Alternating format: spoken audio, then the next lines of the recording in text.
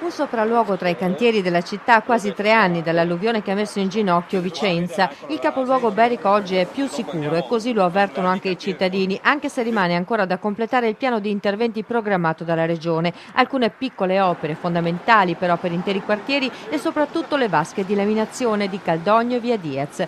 30 milioni di euro sono stati impegnati finora dalla Regione nei cantieri aperti intorno a Vicenza. Si è lavorato su due fronti.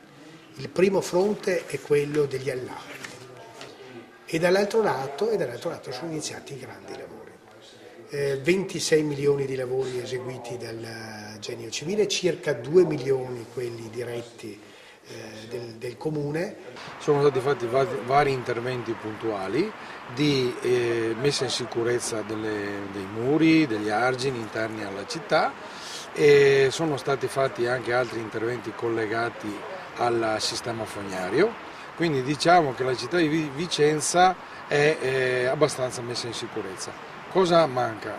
Come abbiamo più volte detto, bisogna realizzare le vasche di laminazione. L'obiettivo è quello appunto di guardare avanti, di guardare a quelli che sono interventi importanti, quella cassa di espansione su Viale Diaz che sicuramente metterà in sicurezza in maniera importante tutta la città. Oltre a quella di Caldogno.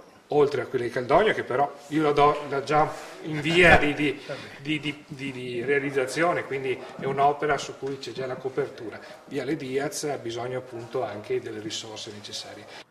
La gran parte degli interventi si completerà entro ottobre, il mese più critico per il sistema idraulico intorno a Vicenza. Ora la Regione ha programmato un nuovo stanziamento di 100 milioni di euro per il completamento degli interventi, ma il paradosso è che le imprese che ci lavoreranno rischiano di non essere pagate in conseguenza al patto di stabilità.